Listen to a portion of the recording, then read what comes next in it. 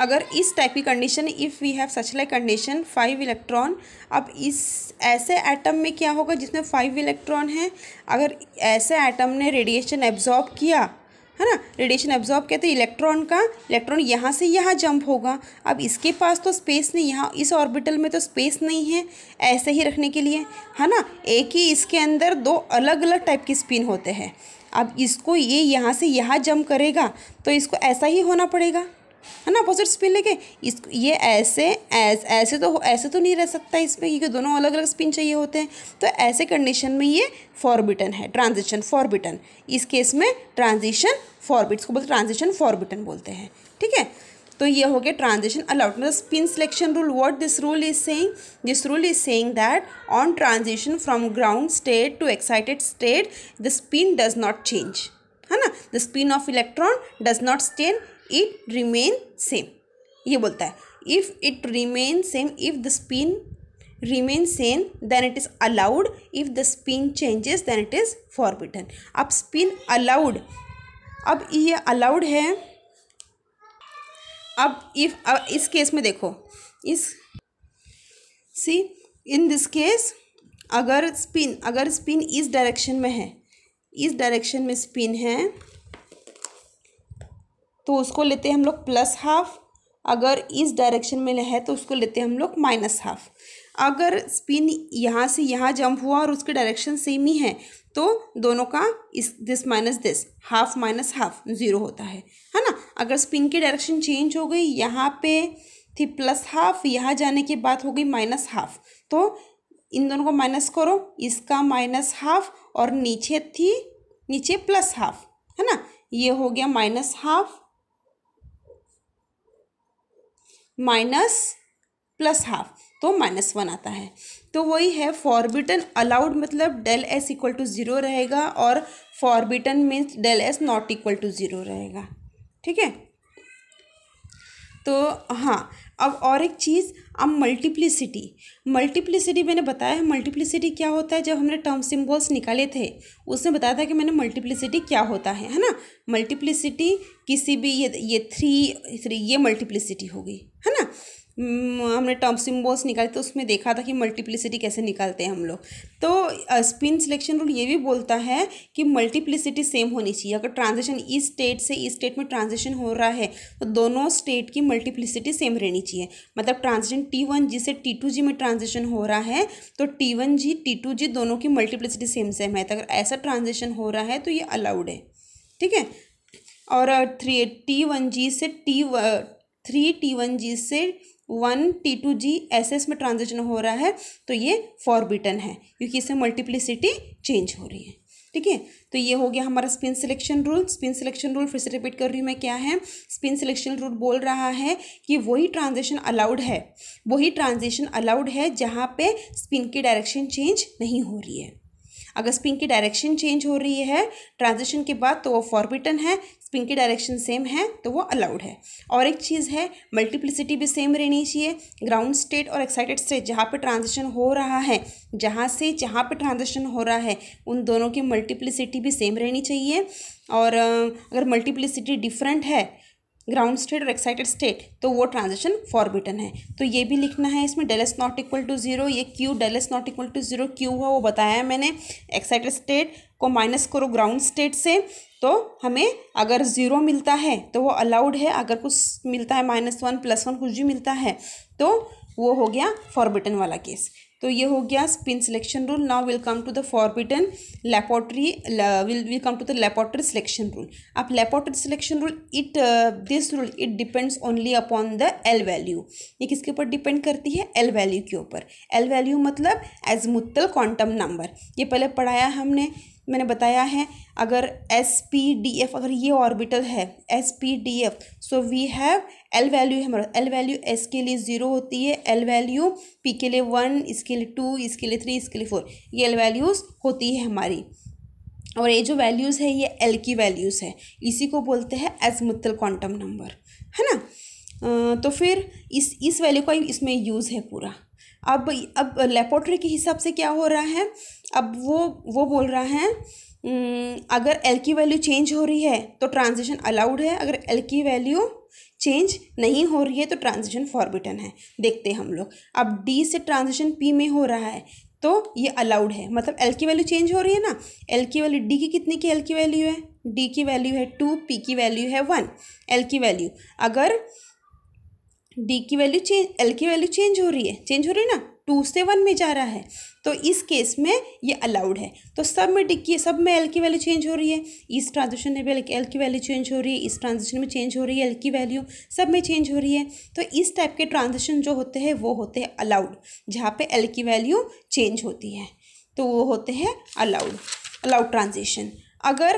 अगर एल की value change नहीं हो रही है, जैसे डी डी ट्रांजिशन है, पी पी ट्रांजिशन है, एस एस ट्रांजिशन है, इन ट्रांजिशन में क्या हो रहा है कि एल की वैल्यू चेंज नहीं हो रही है, इसमें भी एल की वैल्यू 2 है, इसमें भी एल की वैल्यू 2 है, तो इस टाइप के ट्रांजिशन में क्या होता है, ये टाइप के ट्रांजिशन फॉरबिडन है, लैबोरेटरी फॉरबिडन है। ठीक है, इस टाइप के फॉरबिडन है। तो स्पिन में क्या देखा था हमने, स्पिन सिलेक्शन, इस सिलेक्शन में रूल में हमने स्पिन देखा था, +½ और -½ ये देखा था हमने। लेकिन हमने जो लैबोरेटरी सिलेक्शन रूल है इसमें क्या देख रहे हैं हम लोग, इसमें देख रहे हैं हम लोग एल की वैल्यू, है ना। अगर एल की वैल्यू चेंज हो रही है ट्रांजिशन के वक्त यहाँ से यहाँ तो अलाउड है, अगर एल की वैल्यू चेंज नहीं हो रही है तो वो फॉरबिडन है। ठीक है, यही है इन दो रूल में। फिर मैंने सब बताया है, बराबर एग्जाम्पल दे दे के सब बताया है। ठीक है, और एक चीज़, डेल एल की वैल्यू अगर अलाउड है तो इसकी +-1 रहेगी। अगर अलाउड ट्रांजिशन है, ऑब्वियसली अलाउड ट्रांजिशन है तो डेल एल, देखो चेक करते हैं हम लोग, डेल एल मतलब L2 - L1। ठीक है, डेल एल मतलब L2 - L1, मतलब ये हो गया L2 और ये हो गया L1, है ना। ग्राउंड स्टेट से ट्रांजिशन कैसे हो रहा है, डीसीपी में ट्रांजिशन हो रहा है, मतलब ग्राउंड स्टेट से एक्साइटेड स्टेट में ट्रांजिशन हो रहा है, इसलिए L2P - D मतलब 1 - 2 ऐसा होगा, 1 - 2 होगा इसमें। तो इसका आंसर आ रहा है -1। ये आप पे लिखो 1 - 2, 1 - 2, है ना। एक्साइटेड स्टेट को पहले लिखते हैं फिर ग्राउंड स्टेट को लिखते हैं हम लोग, 1 - 2, तो आंसर हमारा आता है -1। तो डेल एल की वैल्यू क्या है, -1। तो अलाउड ट्रांजिशन में क्या होता है, एल की वैल्यू चेंज होती है, और जो एल की वैल्यू चेंज होती है, अगर हम लोग माइनस करते हैं एक्साइटेड स्टेट और ग्राउंड स्टेट को, तो हमारा जो आंसर आएगा वो एक तो -1 आएगा या फिर +1 आएगा। चेक करना हमेशा, जितने भी ट्रांजिशन मैंने इसके पहले पेज में लिख के दिए हैं, D2P, S2P, ऐसे बहुत सारे ट्रांजिशन लिख के दिए हैं, ये सारे ट्रांजिशन सब में चेक करना डेल एल की वैल्यू +1 रहेगी या -1 रहेगी, है ना। मतलब अलाउड ट्रांजिशन में हमें ये चीज़ लिखना है, अलाउड ट्रांजिशन में डेल एल जो रहेगा +-1 रहेगा, और इसमें फॉरबिटन में इसमें 0 रहेगा, क्योंकि ग्राउंड स्टेट और एक्साइटेड दोनों सेम ही है, 2 है, तो 2 - 2 0, तो डेल एल की वैल्यू 0 आ रही है। ठीक है, फॉरबिटन और अलाउड लैबोरेटरी केस में क्लियर हो गया। लैबोरेटरी केस में एल की वैल्यू देखते हैं हम लोग। ठीक है, बस याद रखना। अब जिराड और अनजिराड, अब जो डी ऑर्बिटल होते हैं, डी ऑर्बिटल और एस ऑर्बिटल, वो हमेशा जिराड होते हैं। अब जिराड और अनजिराड ये क्या होता है, ये देखना यूट्यूब पे स्पेशल तो टॉपिक मिलेगा तुम लोगों को, because it is very very big topic, Gerard और अनजिराड। फिलहाल तो इसमें तुम्हें इतना ही याद रखो कि जो डी ऑर्बिटल और एस ऑर्बिटल है, दे बोथ आर जिराड, और पी और एफ है वो अनजिराड है। बहुत सिंपल है, याद रखना। ऐसे हमारे पास एस पी डी एफ इस टाइप के ऑर्बिटल है ना, एस पी डी एफ, तो ये जो है एस और डी, है ना, ये एस और डी ये दोनों जिराड है और ये दोनों अनजिराड है। इन चार का ही काम है हमको सिर्फ, है ना। ये एस और डी, ये दोनों एस और डी ये दोनों क्या है, जिराड, और ये दोनों अनजिराड। तो ये क्या बोल रहा है, जिराड और अनजिराड, जो लैबोरेटरी में पढ़ा अभी ट्रांजिशन, उसको हम लोग जिराड और अनजिराड के फॉर्म में पढ़ते हैं अभी। अब तक हमने एल ऑर्बिटल, एल की वैल्यू चेक की थी लैबोरेटरी में, लेकिन अभी इन दो का यूज़ करेंगे हम लोग। इन दो का यूज़ करते हुए ये जो सिलेक्शन रूल है उसको एक्सप्लेन करेंगे।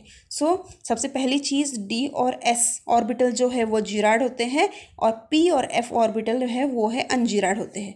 तो लैबोरेटरी सिलेक्शन के रूल के हिसाब से ट्रांजिशन अगर G to U में हो रहा है या U to G में हो रहा है तो वो अलाउड है। मैंने अभी बताया है L की वैल्यू चेंज होगी तो अलाउड है।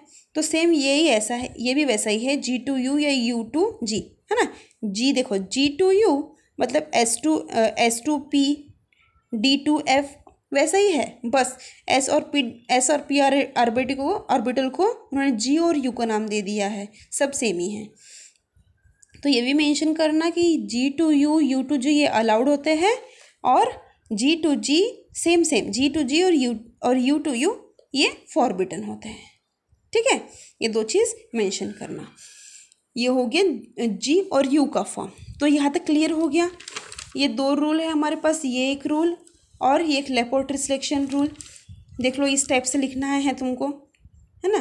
प्रॉपर मैंने लिख के दिया है एग्जाम्पल के साथ, ये ऐसे इस टाइप में लिखना है। ओके,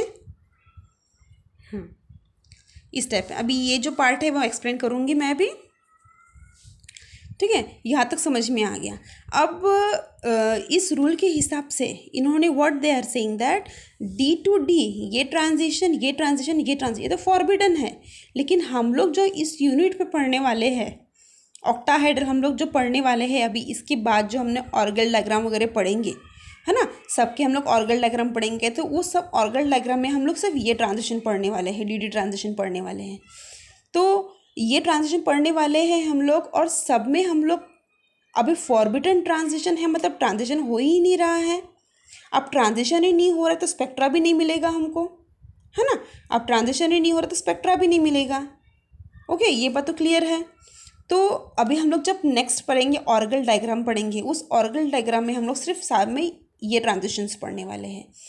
अब जब ये ट्रांजिशन पढ़ने वाले हम लोग ऑर्गल डायग्राम में सामने के, तो उसमें हमको स्पेक्ट्रा भी मिल रहे हैं, और हम लोग ट्रांजिशंस भी दिखा रहे हैं। सारे ऑर्गल डायग्राम में हम लोग ट्रांजिशंस भी दिखा रहे हैं और हमको स्पेक्ट्रा भी मिल रहे हैं। तो ऐसा क्यों, है ना। जब ये फॉरबिडन बता रहा है और ट्रांजिशन नहीं हो रहा है तो स्पेक्ट्रा कैसे मिल रहे हैं हमको, है ना। स्पेक्ट्रा कैसे मिल रहे हैं तो उसके बारे में पढ़ना है, और ट्रांजिशन भी कैसे हो रहे हैं तो वो है। तो ये हमें आगे पढ़ना है। तो कैसे, ये जो DD ट्रांजिशन है ये फॉरबिडन है, तो इसको हमको पार्टली अलाउड करना है। पार्टली अलाउड ट्रांजिशन होने की वजह से इसके स्पेक्ट्रा मिल रहे हैं हमको, और इसके ट्रांजिशन भी हो रहे हैं। किस वजह से, पार्टली, ये फॉरबिडन, यहाँ पे फॉरबिडन पढ़ा है, लेकिन हम लोग इसको बनाएंगे पार्टली अलाउड। अब कैसे बनाएंगे वो बताऊंगी मैं। ठीक है, पार्टली अलाउड होने की वजह से वो स्पेक्ट्रा भी दिखा रहे हैं और ट्रांजिशन भी हो रहे हैं।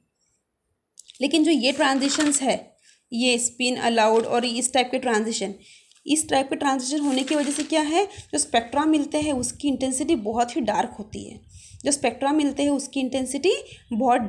है। लेकिन जो इस टाइप के ट्रांजिशन होते हैं इसको हम लोग पार्टली अलाउड करते हैं, ट्रांजिशन को, इस टाइप के ट्रांजिशन इसको हम लोग पार्टली अलाउड करते हैं। लेकिन फिर भी इसके जो स्पेक्ट्रा मिलते हैं वो लेस इंटेंस होते हैं, वो हल्के होते हैं और लेस इंटेंस, उसकी इंटेंसिटी कैसी होती है, लेस होती है।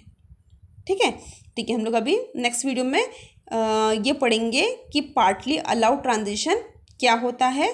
उसको बोलते, पार्टली अलाउड ट्रांजिशन को बोलते हैं रिलैक्सेशन। हम लोग नेक्स्ट वीडियो में पढ़ते हैं।